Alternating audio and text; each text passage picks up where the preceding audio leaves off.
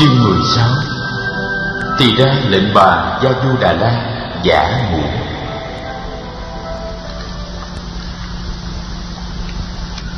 Cát Tường là con nhà nghèo, hồi nhỏ chưa từng được đi học. Năm 12 tuổi mới đầu được học với Tu Già Đa. Tu Già Đa chỉ dạy cho chút ít về văn hóa. Chú nói năng chưa được hoạt bát, cho nên trong khi kể lại những gì mà Phật đã kể về cuộc đời niên thiếu của người, chú đã ngập ngừng nhiều lúc và phải nhờ những người ngồi nghe chuyện đỡ lời cho. Hôm ấy, ngoài thầy Ananda và chú La Hầu La, còn có hai người ngồi nghe chú kể.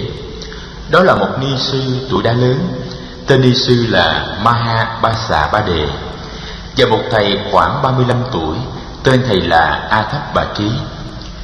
Chiều hôm ấy, chú La Hầu La đã giới thiệu hai vị này với Cát Tường rồi. Chú rất cảm động khi biết ni sư Mahabasa Ba Đề chính là lệnh bà Kiều Đàm Di, dì của Phật, và đã nuôi dưỡng Phật từ khi còn tấm bé. Bà là người phụ nữ đầu tiên được xuất gia và gia nhập vào giáo đoàn của Phật. Hiện bà làm ni trưởng, lãnh đạo hơn 700 vị nữ khất sĩ. Bà mới cùng một phái đoàn các ni sư từ miền Bắc xuống để thăm viếng Phật và tham khảo ý kiến của người về việc tu chính giới luật của ni chúng. Chú Cát Tường nghe nói quý vị ni sư mới tới Dương Xá chiều hôm qua. Chú La Hầu La là cháu của bà, biết bà sẽ rất vui mừng được nghe Cát Tường kể lại những gì xảy ra trong rừng U Lâu Tần Loa những ngày Phật sắp thành đạo và những tuần lễ sau ngày Phật thành đạo. Chú La Hầu La đã đi thông báo ngay cho bà và mời bà tới. Cát Tường chắp tay cúi đầu rất thấp để chào vị ni trưởng, vì chú đã từng được nghe Phật kể về bà và đã có sẵn rất nhiều cảm mến đối với bà. Bà nhìn chú với đôi mắt đầy thương mến, và chú có cảm tưởng bà cũng thương chú như thương chú La Hầu La, cháu ruột của bà vậy.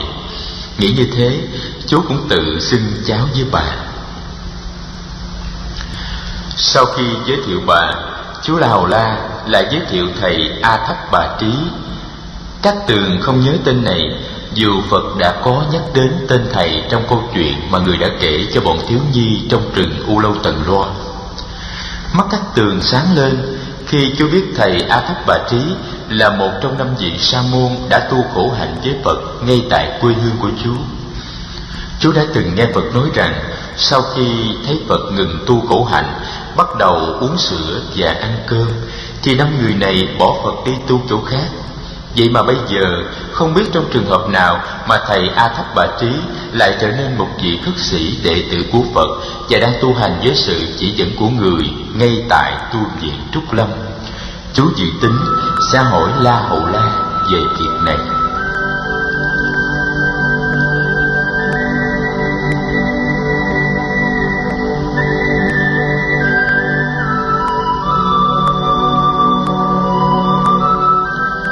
Trong câu chuyện chú kể, chính ni sư Kiều Đàm Di đã đỡ lời cho chú nhiều nhất. Nhiều khi bà đặt câu hỏi để chú có cơ hội nói thêm về những chi tiết của câu chuyện. Những chi tiết không mấy quan trọng đối với chú, nhưng hình như rất quan trọng đối với bà. Ví dụ như những chi tiết về mớ cỏ cu sa mà chú đã dâng lên Phật để người trải làm tọa cụ dưới cây Bồ Đề. Ni sư đã hỏi: cỏ đó con cắt ở đâu? Cứ mấy hôm thì con mới cắt cỏ để dâng cúng cho Phật. Con dâng bớt cỏ cho Phật như vậy thì trâu của con có đủ cỏ để ăn ban đêm hay không? Và con có bị chủ trâu đánh mắng hay không? Câu chuyện chú đã kể xong đâu, còn nhiều lắm. Chú xin phép ngưng lại ở nơi đây. Chú thưa với mọi người là chú sẽ xin kể tiếp vào ngày mai. Nhưng trước khi từ giã, chú muốn được hỏi ni trưởng một vài câu hỏi mà chú đã ấp ủ trong lòng gần 10 năm nay. Có thể là ni trưởng sẽ trả lời được cho chú.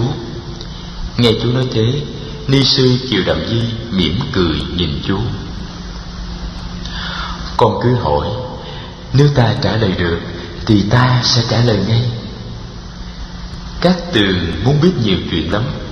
Trước hết, chú muốn biết khi Thái tử Tất Đạt Đa vén màn định từ giả lệnh bà Gia Du Đà La, thì lệnh bà đang ngủ thật hay là đang giả ngủ. Rồi khi người hầu cận Thái tử Tất Đạt Đa đem thanh kiếm, chuỗi ngọc, mớ tóc và con ngựa kiện trắc về tới kinh đô, thì hoàng thượng, hoàng hậu và lệnh bà Gia Du Đà La đã nghĩ gì, nói gì và làm gì? Trong 6 năm vắng mặt, cái gì đã xảy ra cho những người thân yêu của Phật tại Ca Tỳ La Vệ? Và ai nghe tin Phật thành đạo trước, ai đi đón Phật? Và đến khi Phật về thì cả kinh thành đón rước ra sao?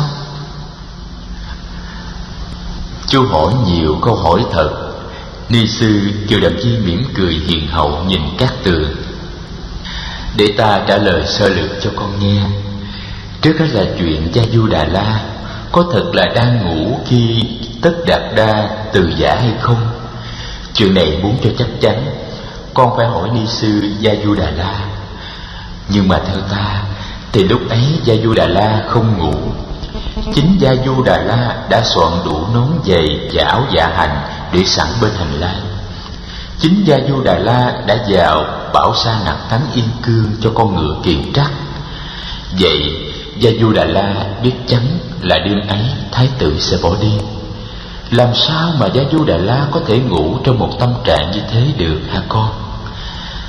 Ta nghĩ rằng Gia Du Đà La đã làm như đang ngủ để tránh cho Tất Đạt Đa và cho mình giây phút khó khăn của sự giả biệt. Con chưa biết, chứ mẹ của La Hầu La thì tính tình cương nghị lắm. Gia Du Đà La hiểu được chí hướng của Tất Đạt Đa và đã âm thầm yểm trợ cho Tất Đạt Đa. Điều đó ta biết rõ hơn ai hết ở trong cung, bởi vì ta là người thân cận và làm việc với công nương Gia Du Đà La nhiều hơn ai hết. Rồi ni sư Kiều Đạm Di kể tiếp những gì đã xảy ra trong cung điện. Buổi sáng ấy, nghe tin Tất Đạt Đa đã bỏ đi rồi, trong cung náo động, ai cũng bàng hoàng hoảng hốt, chỉ trừ có Gia Du Đà La. Vua Tịnh Phạn giận dữ, quát tháo quân hầu, quát tháo mọi người, trách họ đã không giữ gìn để cho thái tử ra đi. Bà Kiều Đạm Di nghe tin, vội chạy qua tìm Gia Du Đà La. Gia Du Đà La không nói gì, chỉ ngồi thầm lặng khóc.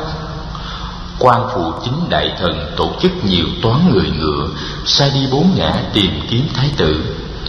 Toán người ngựa đi về phương Nam đã gặp được Sa Nặc đang trở về với con kiền trắc. Sa Nặc ngăn họ, không cho họ đi về phương Nam tìm thái tử. Sa Nặc nói: quý vị hãy để yên cho thái tử tu hành. Tôi đã cầu xin hết lời, đã khóc lóc gian nài, nhưng thái tử đã một lòng một chí muốn đi tìm đạo.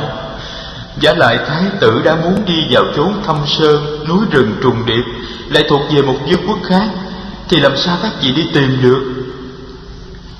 Khi Sa Nặc trở về tới cung điện, anh ta dập đầu tạ tội, rồi đem thanh kiếm, chuỗi ngọc và mớ tóc dâng lên vua. Lúc ấy, hoàng hậu Kiều Đạm Di và lệnh bà Gia Du Đà La cũng đang đứng hầu bên cạnh vua. Thấy Sa Nặc khóc, vua không nỡ buộc tội. Vua hỏi han mọi chuyện, than vãn hồi lâu, rồi truyền cho Sa Nặc đem gươm báu, chuỗi ngọc và bới tóc của thái tử giao lại cho lệnh bà Gia Du Đà La cất giữ. Không khí của cung điện thật là buồn bã. Thái tử đi rồi, kinh thành như là thiếu ánh sáng của mặt trời. Vua ở luôn trong biệt điện nhiều ngày liên tiếp, không chịu ra thiết triều. Quan phụ chính đại thần Vesamita phải thay vua xử lý mọi công việc chính sự. Con kiền trắc sau khi được trả về tàu ngựa, từ chối không ăn uống gì. Mấy ngày sau nó qua đời. Sa Nặc rất thương tiếc. Sa Nặc xin với Gia Du Đà La làm lễ hỏa thiêu cho nó. Ni sư Kiều Đạm Di kể tới đó thì chuông thiền tọa buổi tối đã vọng lên. Mọi người đều tỏ vẻ tiếc vì phải bỏ dở câu chuyện, nhưng thầy Ananda bảo không nên bỏ dở thiền tọa, dù câu chuyện có hay cách mấy đi nữa. Và thầy mời mọi người chiều hôm sau lại tới liêu xá thầy. Cát Tường và La Hầu La chắp tay làm lễ ni sư Kiều Đạm Di. Thầy Ananda và thầy A Thấp Bà Trí trở về liêu xá của thầy Xá Lợi Phất. Đôi bạn thân đi bên nhau im lìm không nói. Tiếng chuông chậm rãi bây giờ đây đã bắt đầu dồn dập đổ hồi.